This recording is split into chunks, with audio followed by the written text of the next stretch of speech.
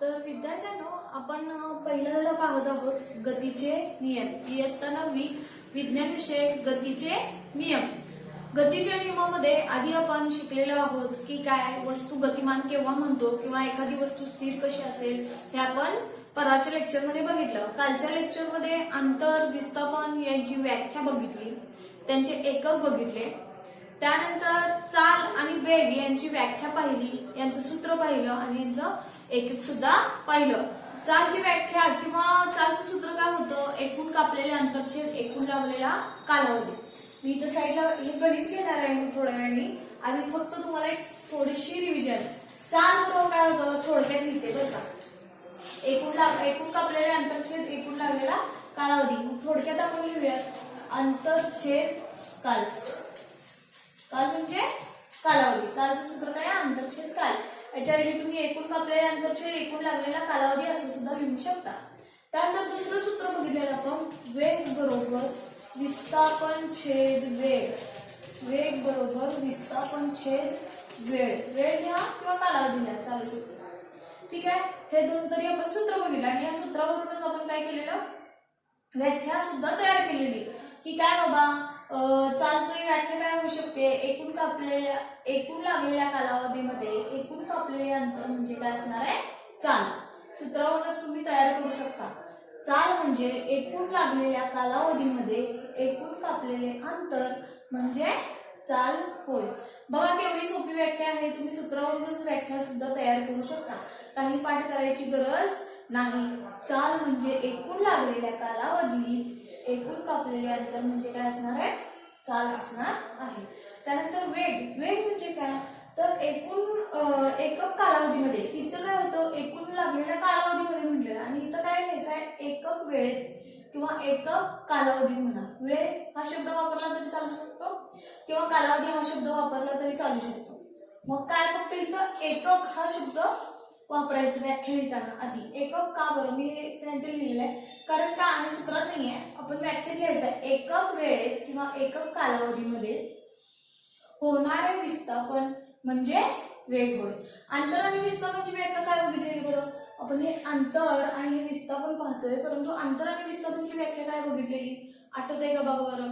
तर अंतरची व्याख्या होती दोन बिंदूंच्या दरम्यान. अंतर म्हणजे दोन बिंदूंच्या दरम्यान गतिमान असताना वस्तूने प्रत्यक्षपणे केलेले मार्गक्रमण म्हणजे अंतर होय. आणि विस्थापन याचा आपण हे काय बघितलेलं? विस्थापन व्याख्या आरंभ ते अंतिम बिंदू मधील सर्वात कमीत कमी अंतर. सर्वात कमी अंतर म्हणजे काय असणार आहे? विस्थापन होय. ठीक आहे. मग त्याच्यावरून चाल आणि वेग यांचं सूत्र आपण काढलं, त्याच्यावरून व्याख्या तयार केली. त्याच्यावरून एकक बघितलं. याचं एकक काय होतं बघा? एकक अंतरचं एकक काय असणार आहे? मीटर. आणि कालचं एकक काय असणार आहे? सेकंड. इथं छेदच्या वेळी काय केली? तिरपी रेष. हेच तुम्ही असं सुद्धा लिहू शकता. अंतरचं एकक मीटर, काल म्हणजे कालावधीचं एकक सेकंड.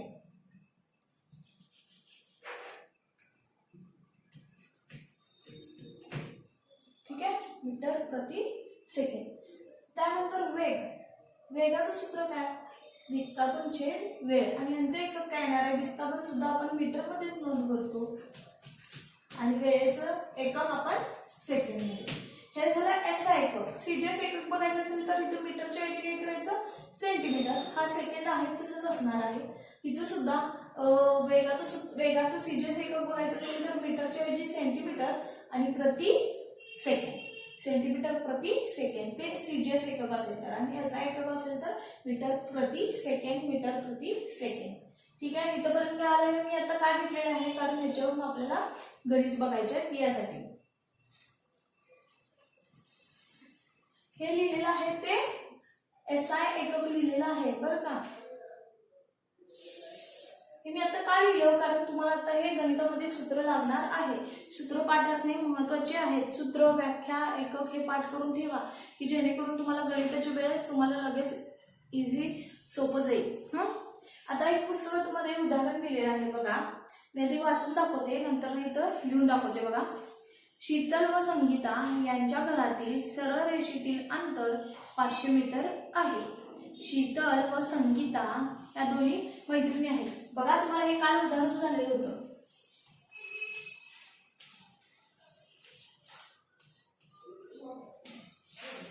बघा, हे शितलीचं घर असेल समजा,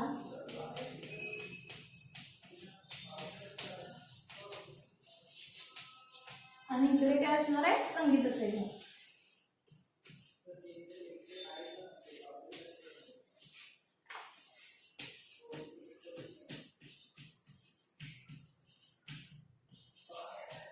आणि इकडे काय दाखवली आपण, शाळा.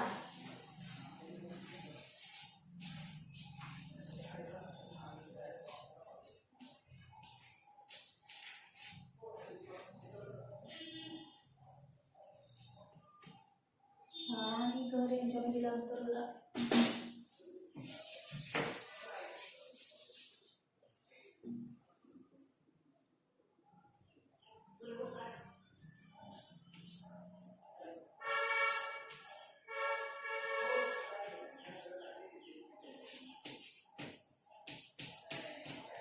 हे संगीताचे घर. ठीक आहे, इथं शितलीचे घर आहे, इथे संगीताचे घर आहे, आणि इथे या दोघींची शाळा. ठीक आहे, आता आपण यावरून गणित बघायचं आहे. शितलीला शाळेत जायचं आहे, संगीताला सुद्धा शाळेत जायचं आहे. परंतु शितली काय करते माहितीये, पहिल्यांदा शितली ही संगीताकडे जाते. शितली काय करते, संगीताकडे जाते. शितली ही कुठे गेली, संगीताकडे, आणि मग आपल्या मैत्रिणीला घेऊन मग शाळेला जाते. ठीक आहे, मग आता तिथं काय सांगितलं बा, शितली व संगीता यांच्या घरातील अंतर किती दिले, 500 मीटर. किती दिले, 500 मीटर. ठीक आहे, त्यानंतर संगीता व शाळा यांच्यातील अंतर, शाळा जरासं वरती काढते कारण अंतर हे खूपच लहान दिसतंय.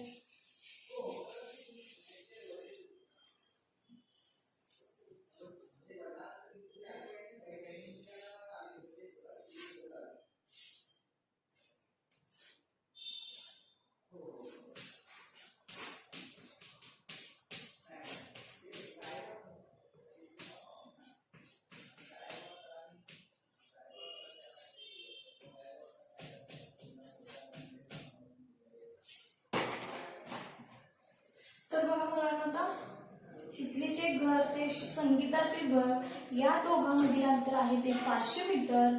त्यानंतर त्यांनी काय सांगितले, संगीता व शाळा यांच्यातील अंतर किती आहे, 1200 मीटर. कुठून ते कुठेपर्यंत, संगीताचे घर ते शाळा.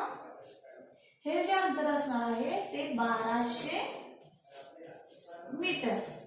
त्यानंतर काय सांगितले, शितली व शाळा, शितलीचे घर व शाळा यांच्यातील अंतर. शितलीचे घर, मी तिथं घर लिहिलेलं नाही, नुसतं नावं लिहिलेली आहेत बरं का, परंतु तुम्ही समजून घ्या ते घर असणार आहे. शितलीचे घर व शाळा यांच्यातील अंतर आहे ते 1300 मीटर आहे. 1300 मीटर.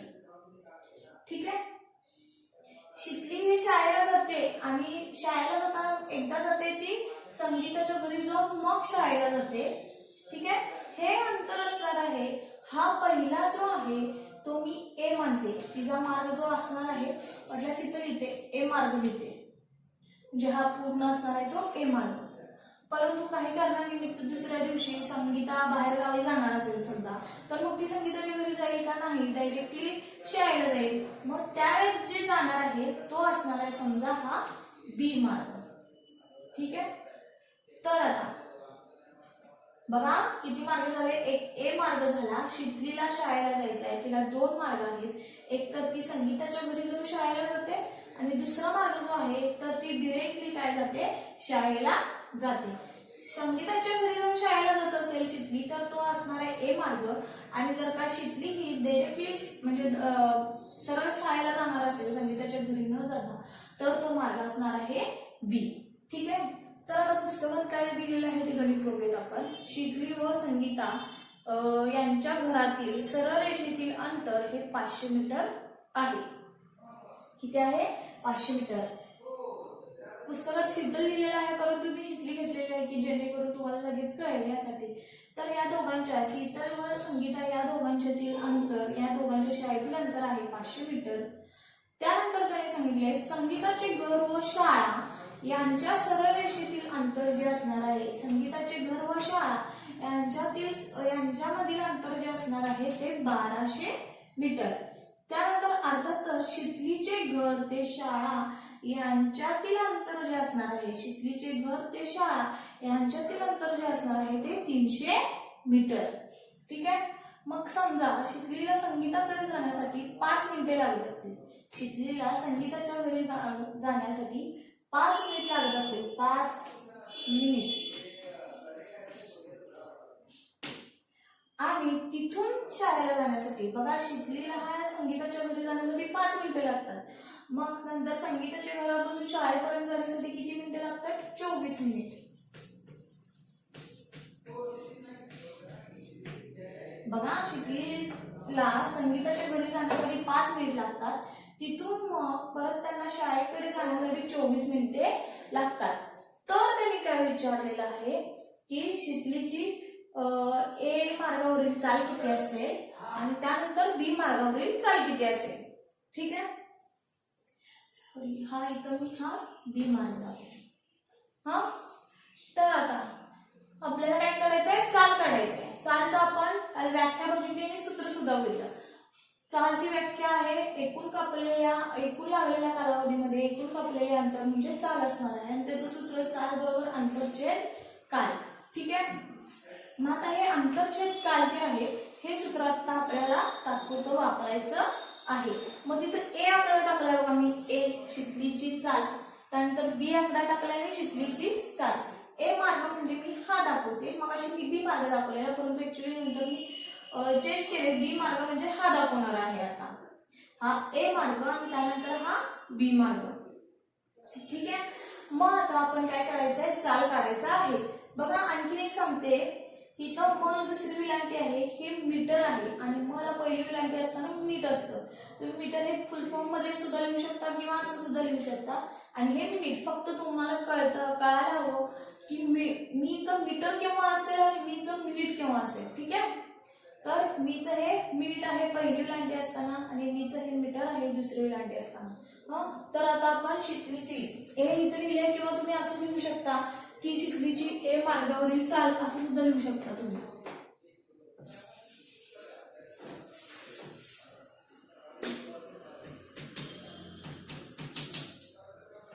शितलीची ए मार्गावरील चाल.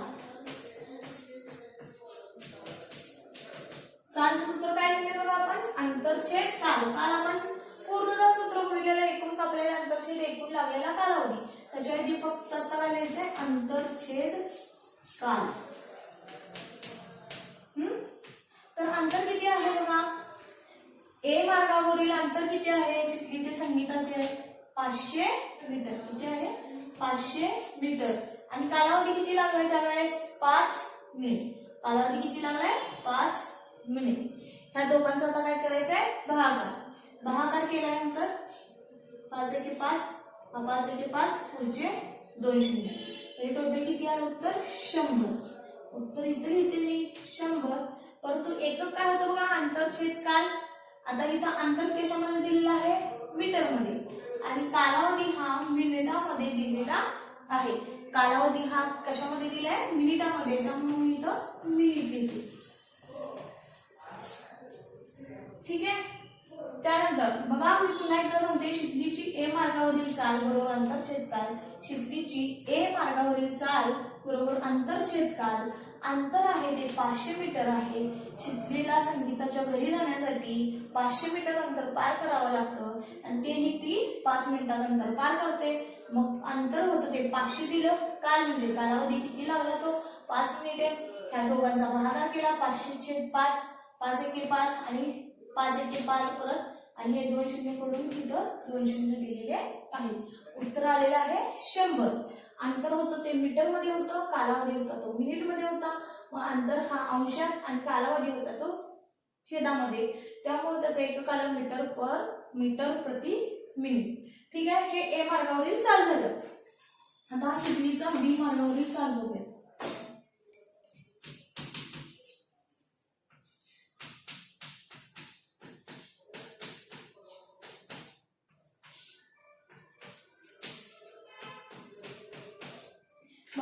काय करत जावा आधी त्याला एक चौकोन करून घेत जावा, स्क्वेअर करून घेत जावा, म्हणजे उत्तर पटकन लक्षात येईल.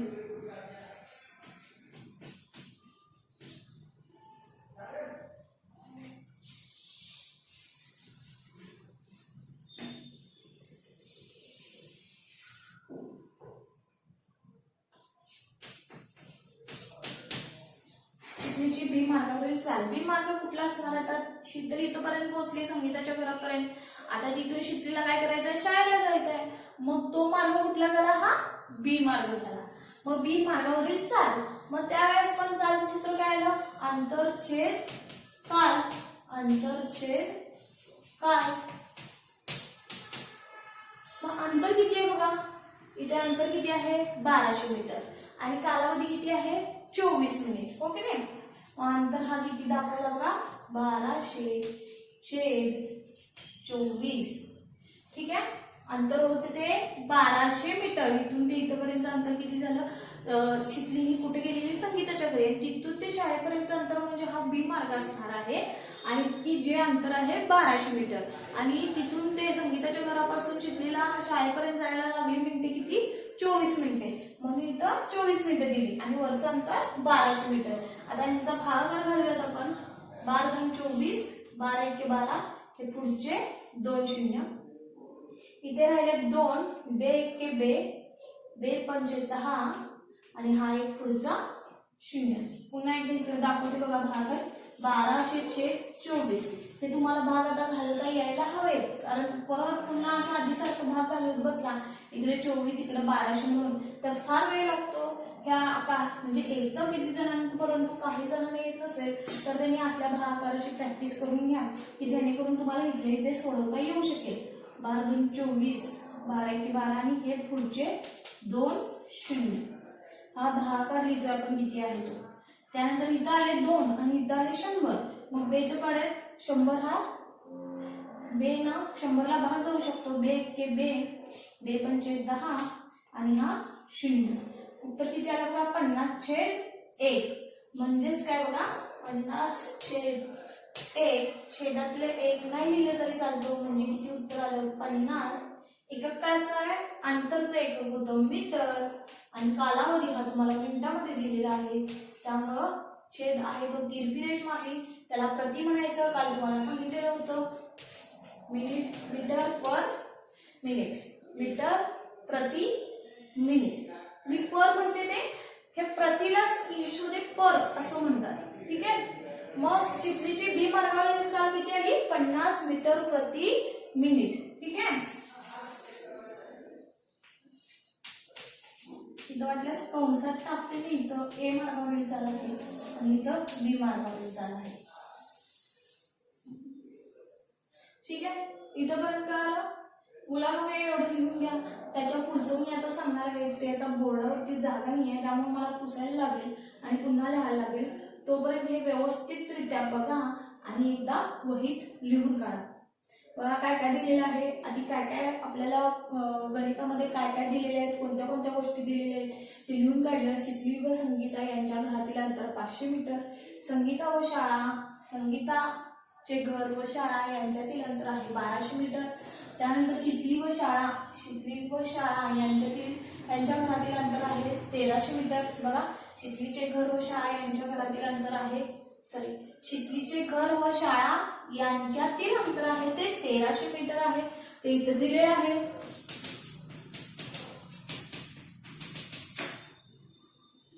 त्यानंतर शिखलीचे घर ते संगीताकडे जाण्यासाठी 5 मिनिट लागतात.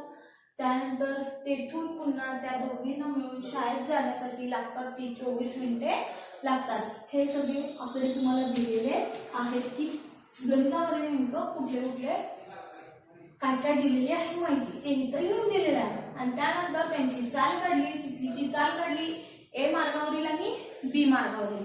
आता काय करायचंय? टोटल त्यांना एकूण किती, शिखलीला टोटल किती अंतर पार करावं लागलं, किती मिनिटात तिनं हे अंतर पार केलं, तर त्यासाठी हे बघतो. म्हणजेच काय आपण शिखलीची टोटल म्हणजे एकूण किती सरासरी चाल किती असणार आहे हे आपण पाहणार आहोत.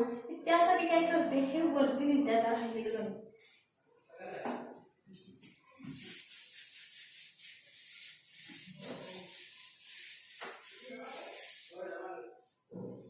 बघा काय करते, शितलीची ए मार्गावरील चाल झाली, बी मार्गावरील चाल झाली. आता टोटल म्हणजे ह्या दोघांचं मिळून म्हणजे सरासरी चाल काढायची आपल्याला. ठीक आहे, इथे लिहिते बघा.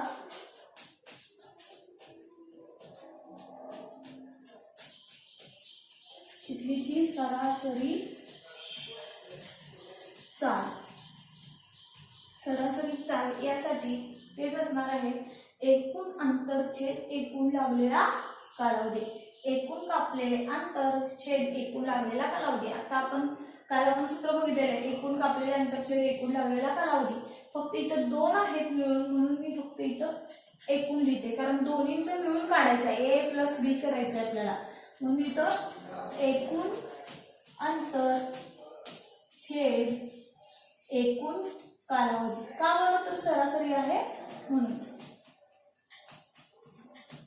शितलीची सरासरी चाल म्हणजे टोटल जी असणार आहे ती एकूण अंतर किती आहे आणि छेद एकूण लागलेला कालावधी.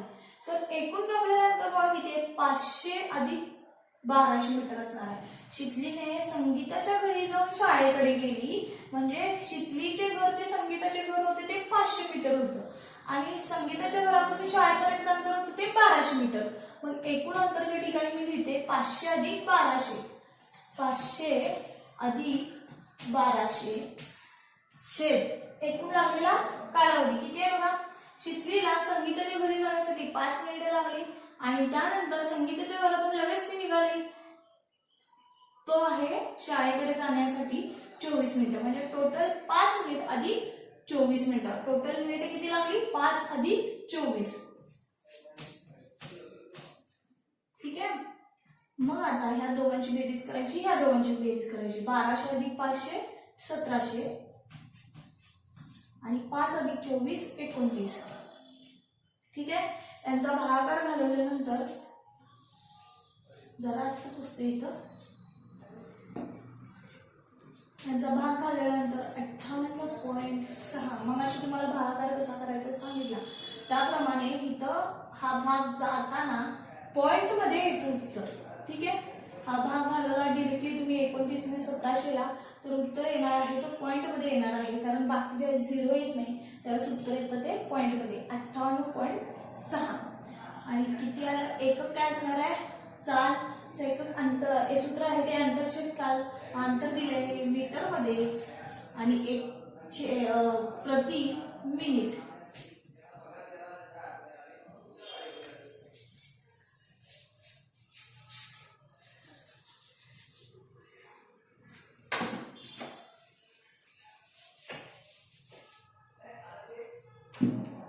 बघा किती आलेलं, 58.6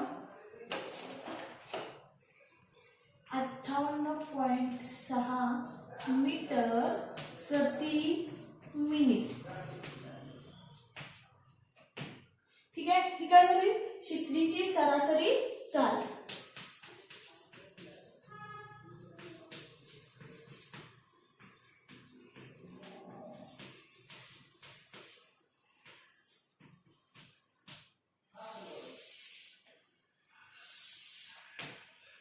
ठीक आहे, आता बघा म्हणजे आतापर्यंत फक्त आपण शितलीची ए मार्गावरील चाल, बी मार्गावरील चाल, त्यानंतर एकूण सरासरी चाल हे आपण आतापर्यंत पाहिलं. आता चाल झाल्यानंतर आपण बघायचा आहे तो वेग. शितलीचा वेग किती असणार आहे. वेग म्हटलं की त्याच्यामध्ये असणार आहे तो विस्थापन. वेग म्हटलं की विस्थापन आणि विस्थापन म्हटलं की काय, सर्वात कमी अंतर. मग सर्वात कमी अंतर हे आहे का हे आहे डिरेक्टली, तर म्हणजे बघा शितलीने संगीताकडच्या घरी जाऊन मग शाळेकडे गेली, म्हणजे 500 मीटर आणि 1200 मीटर अंतर तिला पार करावं लागलं. आणि ते दुसरा सुद्धा मार्ग आहे की शितली ही शाळेला डिरेक्टली जाणार असेल तर ते अंतर आहे ते 1300 मीटर. समजा शितली ही रोज संगीताच्या घरी जाऊन जाते शाळेला, परंतु एक दिवस असं झालंय की संगीता ही दुसऱ्या दिवशी गावी जाणार होती समजा, आणि ती गावी जाणार आहे, त्यामुळे शितली काय संगीता तिला माहितीये शितलीला की उद्या दुसऱ्या दिवशी संगीता ही गावी जाणार आहे. मग ती पुन्हा संगीताच्या घरी जाईल का, नाही, ती डिरेक्टली शॉर्टकटचा जो दुसरा रस्ता आहे की जिथून कमी वेळ लागेल, कमी अंतर पार करावं लागेल, तो मार्ग ती अवलंबणार आहे. म्हणून शिकली ही संगीताच्या घरी न जाता डिरेक्टली शाळेकडे जाणार असेल तर तो मार्ग आहे, तिथलं अंतर जे आहे ते 1300 मीटर आहे. म्हणजे हे सर्वात कमी अंतर, आरंभ ते अंतिम बिंदू मधील सर्वात कमी अंतर म्हणजे विस्थापन होय. आरंभ ते अंतिम बिंदू मधील बघा गतिमान हा शब्द महत्वाचा आहे, कारण मी तुम्हाला काल सुद्धा सांगितलेलं आहे ह्या व्याख्येमध्ये अंतर विस्थापन या व्याख्येमध्ये गतिमानता हा शब्द यायलाच हवा, कारण ती वस्तू किंवा ती एखादी व्यक्ती गतिमान असेल तर ती अंतर पार करू शकेल किंवा विस्थापन त्यांचं होऊ शकेल. मग अशाच प्रकारे शिकलीचे घर ते शाळेपर्यंत जे अंतर आहे ते 1300 मीटर आहे आणि ते सर्वात कमी अंतर असल्यामुळे काय असणार आहे, तिथं विस्थापन येणार आहे.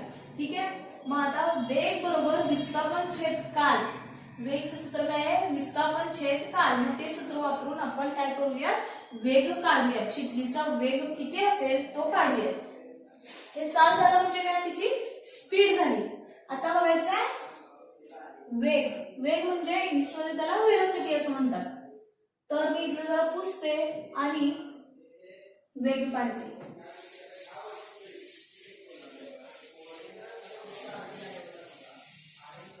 हे जरी पुसलं असलं तरी इथं डायग्रामद्वारे तुम्हाला मी दाखवलेलंच आहे की कुठून कुठपर्यंत कसं अंतर आहे ते. ठीक आहे.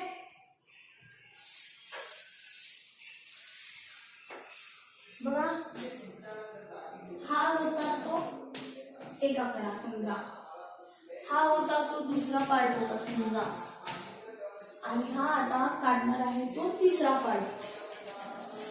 तिथं आपण काढायचं आहे काय, वेग.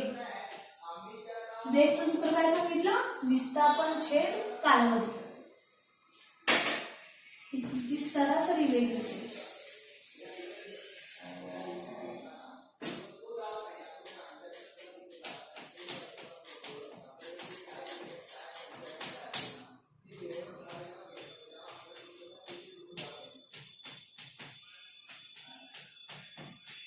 वेगचं सूत्र काय, विस्थापन छेद काल लिहा किंवा वेळ लिहा, चालू शकेल.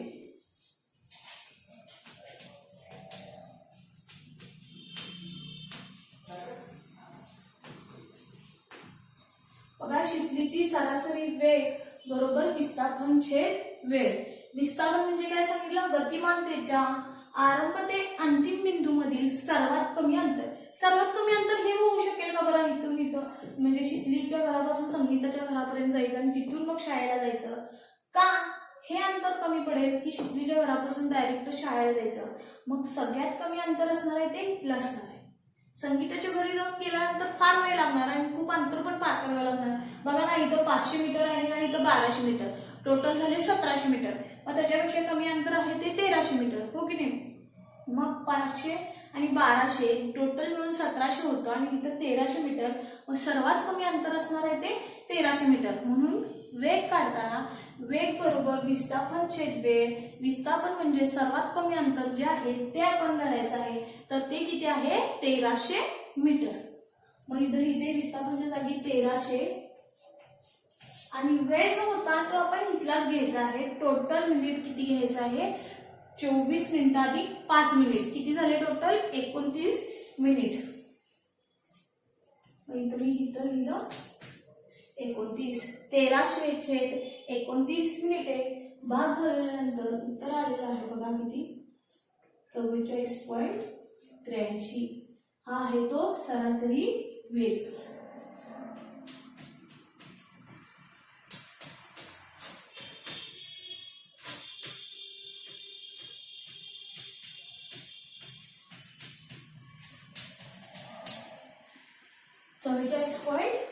इथे सुद्धा पूर्णपणे ध्यान जात नाही, बाकी शून्य राहत नाही, त्यामुळे पॉइंट मध्ये उत्तर येतं आणि पुन्हा हे पॉइंट नंतर 83 आलेलं आहे.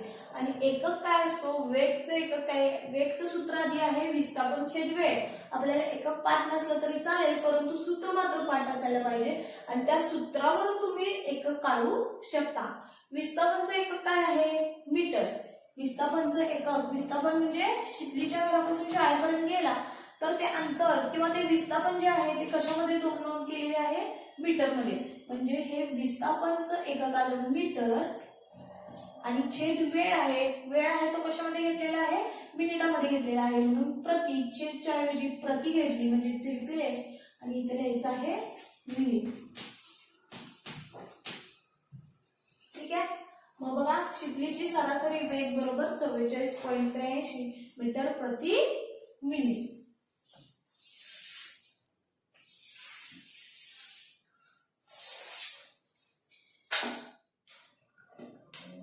तर काय बघा आपण आधी शिकलीची ए मार्गावरील चाल काढली म्हणजे स्पीड काढला, त्यानंतर बी मार्गावरील चाल काढला तो इथं लिहिला, सगळ्यांचं एकक काय होते मीटर प्रति मिनिट आलेला आहे. त्यानंतर टोटल जे असणार आहे काय केलेलं आहे, टोटल शिकलीचे घर ते शाळा म्हणजे हे 2 मार्ग अवलंबलेले आहेत तिने ए आणि बी, हे टोटल अंतर किंवा टोटल जी चाल आहे ते आपण काढलेलं आहे, ते इथं आलेलं आहे 58.6. दोघांची बेरीज केली 500 अधिक 1200 छेद 5 अधिक 24 इथं करून दाखवलेलं आहे, उत्तर आलेलं आहे 58.6. हे टोटल म्हणजे सरासरी चाल काढलेली आहे. त्यानंतर आपण इथं चाल काढल्यानंतर वेग काढलेला आहे, सरासरी वेग, वेगाचं सूत्र आहे विस्थापन छेद वेळ, त्यामध्ये किमती टाकलेल्या आहेत 1300 आणि टोटल मिनिट लागलेलं होतं 29, भागाकार केल्यानंतर 44.83 उत्तर आलेलं आहे मीटर प्रति मिनिट. ठीक आहे, इथपर्यंत गणित हे झालेलं आहे.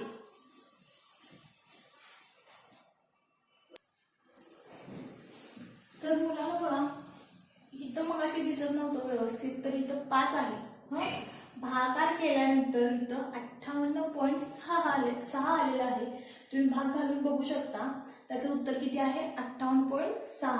जरी तुम्हाला लक्षात येत नसेल तर 29 गुणिले 5 करून बघा, नंतर 8 करून बघा, पॉईंटच्या पुढे इथं 6 येणार आहे. हे इथं भाग झालेला आहे आणि त्यानंतर इथं 1300/29 इथं उत्तर आलेलं आहे 44.83. ठीक आहे, इथंपर्यंत गणित समजलंय. त्यानंतर आपण पुढचा पाठ बघूया. लिहून घ्या व्यवस्थित गणित सगळं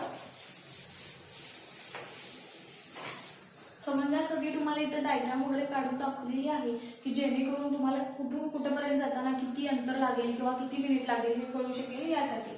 त्यानंतर चाल आणि वेग काढून घेतलेलं आहे. पुढचं बघूया आता आपण.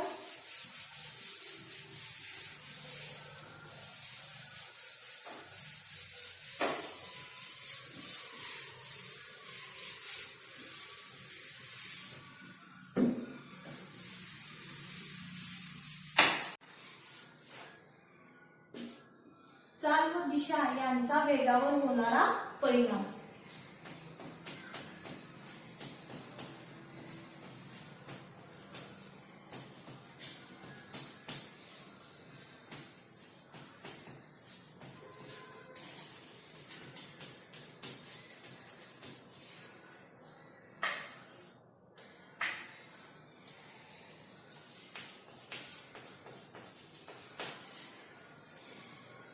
चाल व दिशा यांचा वेगावर होणारा परिणाम.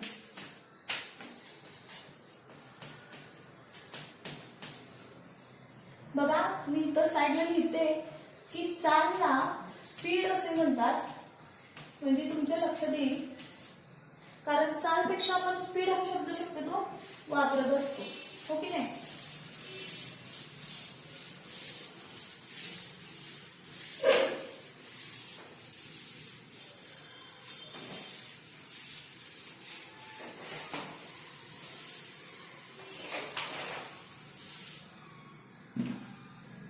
बघा काय सांगते, चाल ला स्पीड असे म्हणतात आणि वेगला वेलासिटी असे म्हणतात.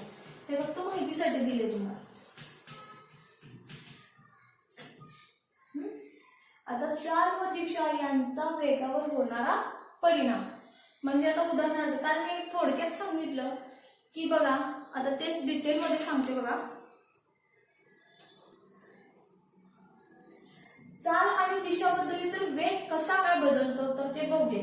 समजा तुम्ही गाडीवरून 2 व्हीलर वरून जात आहात, तुमच्या घरी तुम्ही जात आहात आणि त्यावेळेस जर का वेग केव्हा केव्हा बदलतो हे आपण पाहायचं आहे. जर का आपण वेग केव्हा बदलतो बघा, जर का आपण चाल 30 ठेवली, चाल तीच ठेवली. चाल म्हणजे काय? स्पीड. त्या गाडीचा आपण स्पीड तोच ठेवला, बदलला नाही. चाल तीच ठेवली मात्र दिशा बदलली. चाल तीच ठेवून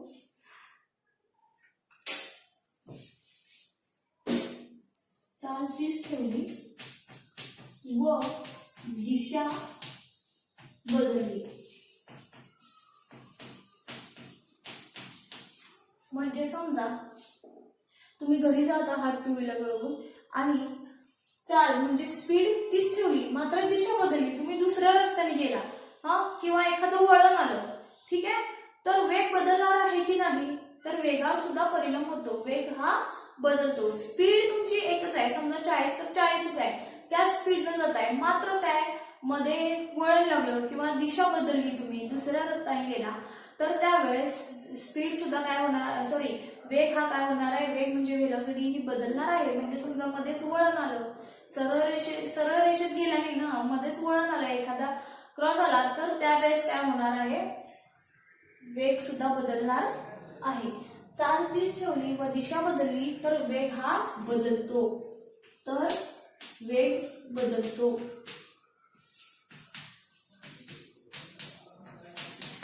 त्यानंतर आपण उलट करूयात. बघा आता काय सांगितलं? चाल तीच ठेवली मात्र दिशा बदलली तर वेग बदलतो. म्हणजे आहे तर तुम्ही 40च्या स्पीडने चाललेला आहात, मात्र एखादं वळण आले रस्त्यात आणि वळून तुम्ही चाललेला आहात, त्यावेळेस काय होणार आहे? वेग बदलणार आहे. आता त्यानंतर दुसरं बघायचं आहे. आजच आहे फक्त उलट करायचंय. चालच्या ठिकाणी दिशा ठेवूयात आणि दिशेच्या ठिकाणी चाल ठेवूयात. बघा चालच्या ऐवजी काय आपण वापरूया? दिशा तीच ठेवली, दिशा तीच ठेवली व इथं दिशा बदललीच्या ऐवजी काय करायचंय? चाल ठेवायचंय. चाल बदलली तर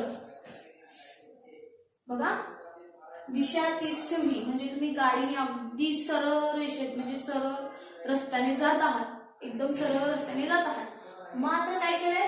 बघा दिशा तीच ठेवली म्हणजे बरोबर सरळ रस्त्याने जात आहात. अजिबात वळण वगैरे कुठे घेत नाहीये. दिशा सेम तीच ठेवली, डिरेक्शन अगदी समोर. आणि त्यानंतर चाल बदलली. चाल बदलली म्हणजे काय? स्पीड बदलला. 40 होता तो एखाद्या वेळेस 50 केला किंवा 40चं पुन्हा 30 केलं. अशी जर का तुम्ही काय केला? चाल बदलला म्हणजे गाडीची स्पीड बदलला, तर वेग हा बदलू शकेल का नाही? तर वेग सुद्धा बदलणार आहे. ठीक आहे, मी पुन्हा एकदा सांगते. बघा तुम्ही सरळ रेषेत जातात, सरळ रस्त्याने जातात, अजिबात कुठेही आधीमध्ये वळण घेत नाही, कुठेही डाव्या किंवा उजव्या साईडला जात नाहीयेत, कुठेही वळण नाहीये, अगदी बरोबर सरळ रस्त्याने, सरळ रस्ता आहे अगदी बरोबर, मध्येही कुठेही काही आडवं नाही. फक्त काय करताय तुम्ही की चाल बदलताय. एकदा 40चं 50 करू शकाल किंवा 30 केला म्हणजे काय? तुम्ही त्याची स्पीड बदलला, चाल बदलला, तर वेग सुद्धा बदलणार आहे. वेग हा बदलतो, तर वेग बदलतो. ठीक आहे, चाल तीच ठेवली मात्र दिशा बदलली तरी सुद्धा वेग बदलतो. आणि परत उलट केलं की दिशा तीच ठेवली मात्र चाल बदलली म्हणजे स्पीड बदलली तर सुद्धा वेग बदलतो. तिसरा एक पॉइंट आहे बघा, काय सांगितलेलं आहे की दोन्ही म्हणजे चाल पण बदलायची आहे काय आणि गती पण बदलायची आहे. चाल म्हणजे स्पीड पण बदलायची आहे. चाल बदलली व गतीही बदलली. स्पीड पण बदलला आणि त्याची गती जो मोशन आहे तो पण बदलला. तर काय होणार आहे? तरी सुद्धा काय होणार आहे? वेग बदलतो. म्हणजे कशाही विचार तुम्ही चाल किंवा स्पीड बदलली तर वेग सुद्धा बदलणार आहे. म्हणजे तुम्ही स्पीड बदलला तर व्हेलॉसिटी बदलणार आहे. म्हणजे चाल बदलली की वेग सुद्धा बदलतो. ठीक आहे, इथपर्यंत काय आलं? चाल व दिशा यांचा वेगावर होणारा परिणाम. चाल तीच ठेवली मात्र दिशा बदलली तरी सुद्धा वेग बदलतो. दिशा तीच ठेवली, चाल बदलली तर वेग बदलतो. आणि चाल आणि गती दोन्हीही बदलल्या तरी सुद्धा वेग हा बदलतो. ठीक आहे, इथपर्यंत झालं. तर आता पुढचं एक सांगणार आहे, चालीचे जे आहे की मापन, चालीचे जे मापन आहे म्हणजे चालीचे जे सूत्र आपण बघितलेलं, काय बघितलेलं सूत्र, अंतरछेद काल, ह्याचा जो शोध लावलेला आहे तो गॅलिलिओ या शास्त्रज्ञांनी लावलेला आहे. चालीचं जो सूत्र किंवा सूत्र आहे किंवा मापन म्हणतो आपण त्याला, की चाल बरोबर काय आहे, अंतरछेद काल, चाल बरोबर अंतरछेद काल, हे जे सूत्र किंवा ह्याचं जे मापन आहे ते कोणत्या शास्त्रज्ञांनी लावलेलं आहे, गॅलिलिओ या शास्त्रज्ञांनी लावलेलं आहे. म्हणजे शोध म्हणण्यापेक्षा चालीचे मापन म्हणा, हे चालीचे जे मापन आहे हे सर्वप्रथम गॅलिलिओ यांनी मांडलेलं आहे. त्यानंतर ध्वनीची चाल सुद्धा बघा किती आहे सांगते. आपण मागच्या वर्षी ध्वनी शिकले का नाही, ह्या वर्षी पण ध्वनीबद्दल धडा आहे तुम्हाला, म्हणजे मांडणी करणं वगैरे आहे त्याच्यामध्ये. तर ध्वनीची चाल बघा किती आहे, ध्वनीची चाल आहे ती 343.2 एकक. काय होतं बरं चालचं, अंतरचं एकक मीटर आणि कालचं एकक सेकंद. म्हणजे ध्वनीची चाल किती आहे, 343.2 मीटर प्रति सेकंड. ही काय असणार आहे, ध्वनीची चाल.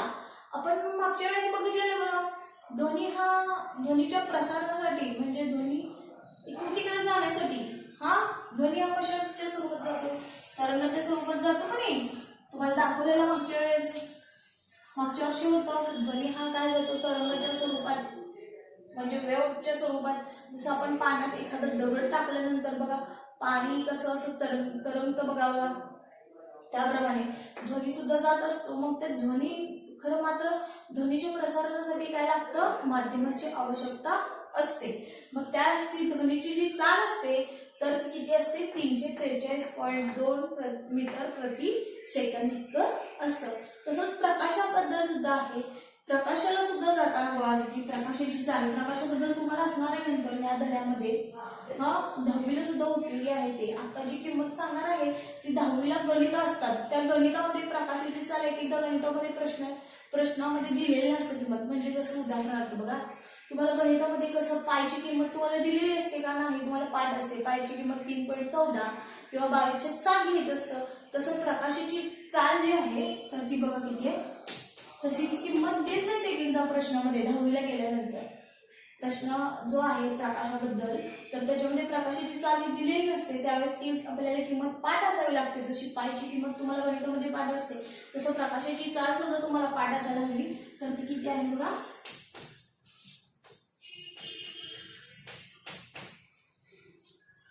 3 गुणिले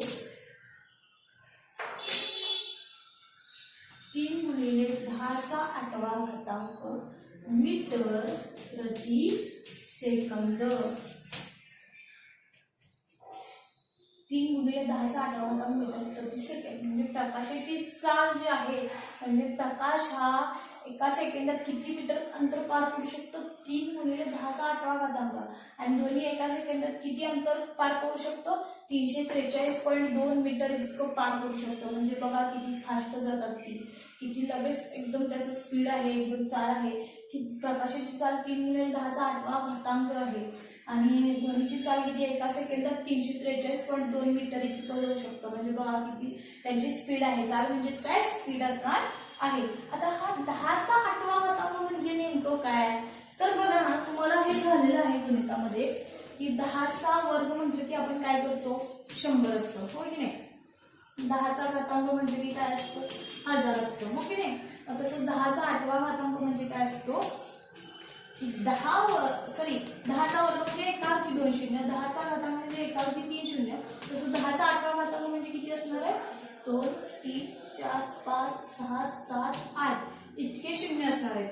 आणि यांनी 3 ला गुणायचं आहे. म्हणजे बघा 3 गुणिले 10⁸ म्हणजे काय असणार आहे, 3 गुणिले हे एवढे एकावरती एवढे शून्य, 1 2 3 4 5 6 7 8 एवढे 8 शून्य असणार आहे. आणि मग ह्याचं उत्तर किती येणार आहे, 3 वरती 8 शून्य, 1 2 3 4 5 6 7 8. म्हणजे प्रकाशाची चाल ही एवढी आहे. ठीक आहे, 3 गुणिले 10⁸ मीटर प्रति सेकंद इतकी आहे. त्यानंतर पृथ्वी सुद्धा सूर्याभोवती काय करत असते, प्रदक्षिणा घालत असते, हो की नाही. पृथ्वी सुद्धा सूर्याभोवती प्रदक्षिणा घालत असते. मग त्यावेळेस पृथ्वीची चाल काय असते ती बघा. सूर्याभोवती भ्रमण करण्याची जी चाल आहे,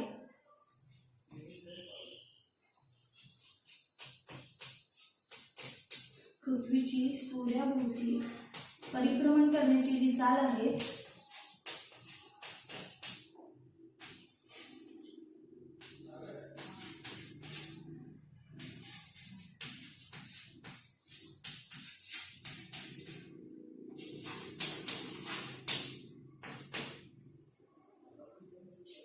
तर ती 29,770 मीटर प्रति सेकंड. तुम्ही असं लिहा इंग्लिशमध्ये किंवा आपलं मराठी की मीटर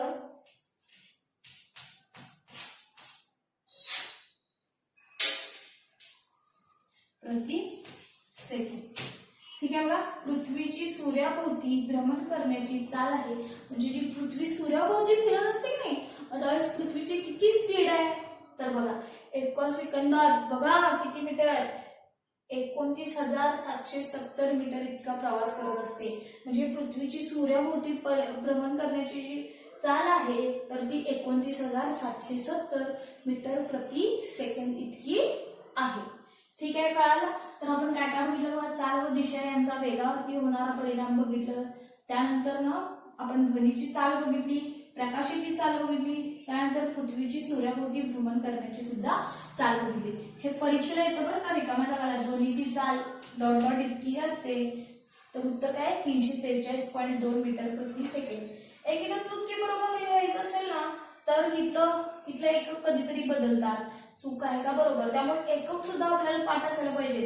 आणि समजा प्रकाशाची चाल बरोबर डॉट डॉट असं टाकलं समजा रिकाम्या जागा, तर इथले आकडे काहीतरी बदलू शकतात. इथं -8 लिहितात, काही 6, म्हणजे असे वेगवेगळे आकडे बदलू शकतात.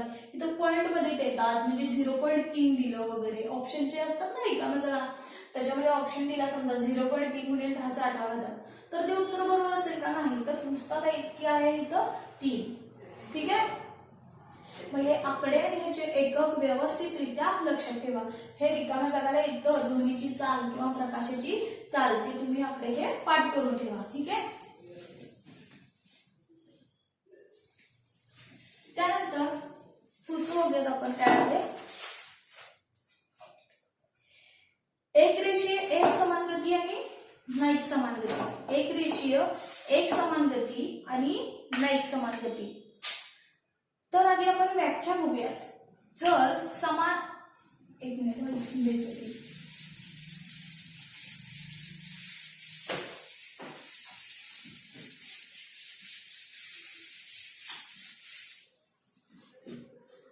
हे आपल्याला बघा. एक रेषीय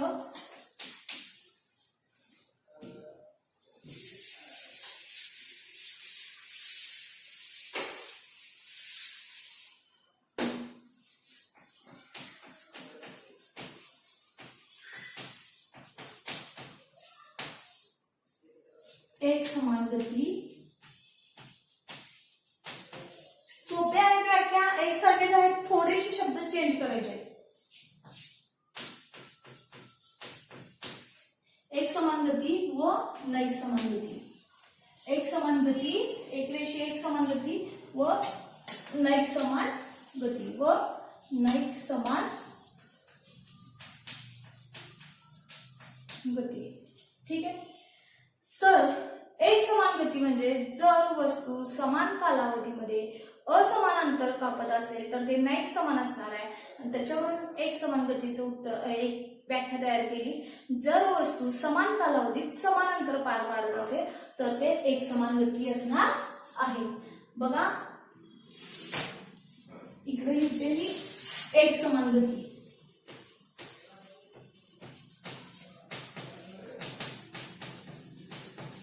आणि इकडे लिहिणार आहे ते नाईक समान गती.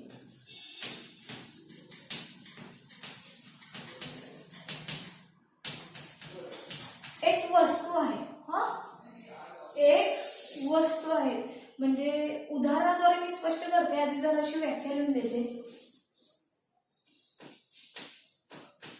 जर वस्तू समान कालावधीत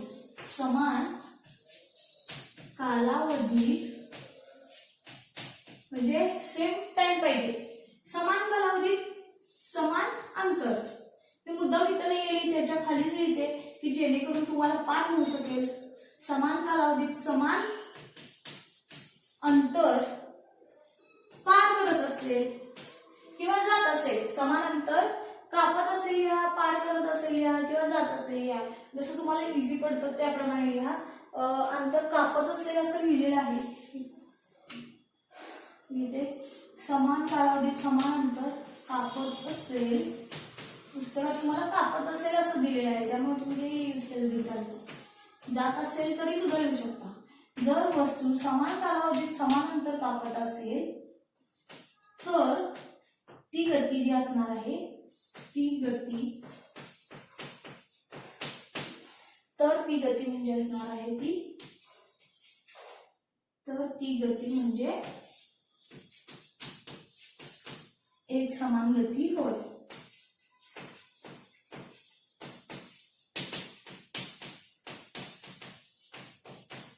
हे लिहून का दिलेलं आहे कारण तुम्हाला मी इथे सुद्धा व्याख्या देणार आहे, बरोबर त्याच्यामधला काय फरक आहे ते तुमच्या लक्षात येईल. बघा नाईक समान मध्ये काय आहे, फक्त इथं समान आहे ना दोन्ही, इथं समानच ठेवायचं आहे, मात्र इथं असमान करायचं आहे. बघा आपल्या त्याला अंडरलाईन करते, इथं समान आणि इकडे काय आहे असमान असणार आहे. दोन्ही मध्ये इथं समान आहे, मात्र इथं बघा काय नाईक समान गतीमध्ये काय असणार आहे, नाईक म्हणजे नाही आहे.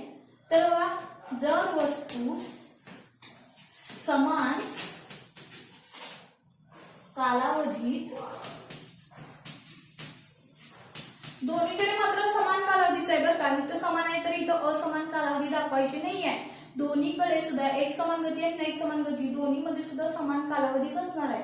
आणि इथे काय असणार आहे, समान अंतरच्या ऐवजी इथं काय असणार आहे असमान अंतर. म्हणजे काही थोडं अंतर कापते तर काही जास्त अंतर कापतात, मग त्यावेळेस ती काय झालं असमान अंतर. असमान अंतर कापत असेल, बाकीची व्याख्या आहे तशीच आहे, फक्त इथलाच तेवढा फरक आहे बघा. इथं व्याख्या आहे तशीच आहे, फक्त चेंज कुठं झालं इथं तेवढे लावलेलं आहे, बाकी सगळी तशीच व्याख्या आहे. असेल तर ती गती म्हणजे काय असणार आहे नाईक समान गती.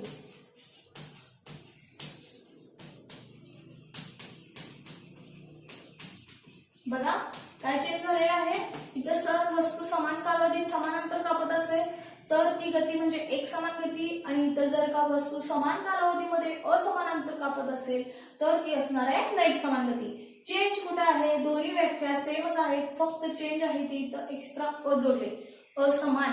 ठीक आहे, इथं समान अंतर होतं, इथं असमान अंतर आहे, एवढंच चेंज आहे, बाकी व्याख्या आहे तशीच आहे. बाकी हे जे सगळं आहे एकसमान गती कशा प्रकारे आली किंवा एकसमान गती कशा प्रकारे आली यांची व्याख्या कशी आली ते मी तुम्हाला उद्या उदाहरणाद्वारे स्पष्ट करून दाखवते. हे आता फळ्यावरचं लिहून काढा. ठीक आहे.